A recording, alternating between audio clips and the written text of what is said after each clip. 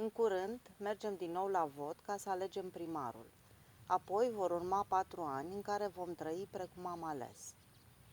Ca să decidem un lucru atât de important pentru viețile noastre, este nevoie să înțelegem rolul primarului. El este, în primul rând, plătit din banii comunității să aducă prosperitate.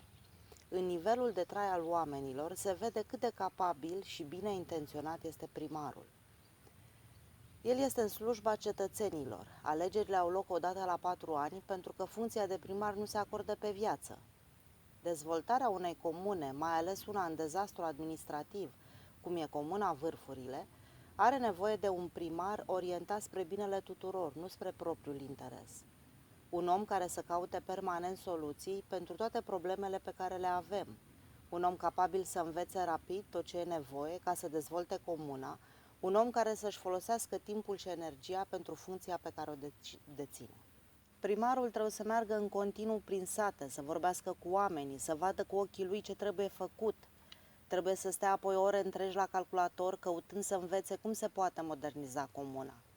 Trebuie să alerge de la o instituție la alta ca să găsească sprijin în proiectele pe care trebuie să le demareze. Există în România toate pârghiile necesare pentru dezvoltare. Însă dacă nu te duci la ușile factorilor de decizie, soluțiile nu vin la tine singure. Trebuie să fie un om capabil să vorbească și să negocieze în interesul comunei cu persoane care pot influența pozitiv dezvoltarea. Un om care poate convinge la un nivel mai înalt investiții pentru comună. Este nevoie de un primar extrem de organizat, capabil să stabilească priorități și să eșaloneze etape.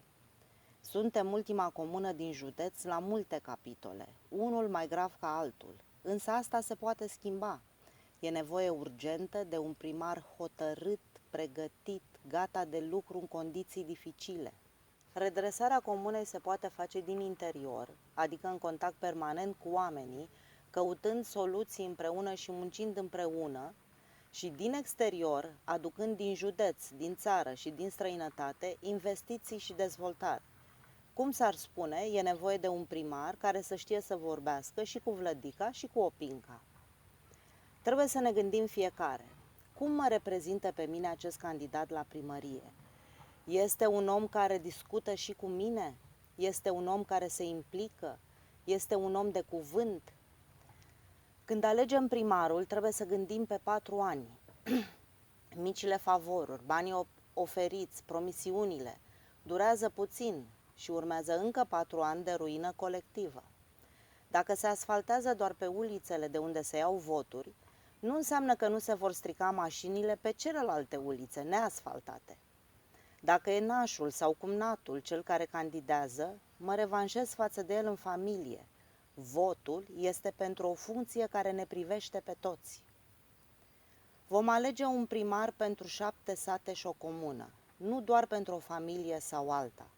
Un primar și pentru cei cu mici afaceri locale care trebuie stimulate, dar și pentru pălmași, pentru cei care trăiesc de pe o zi pe alta și care au nevoie să fie ajutați. Un primar pentru generația vârstnică, cu mulți bătrâni la limita sărăciei, dar și pentru puținii tineri rămași aici, care nu văd nicio speranță în felul în care a ajuns comuna.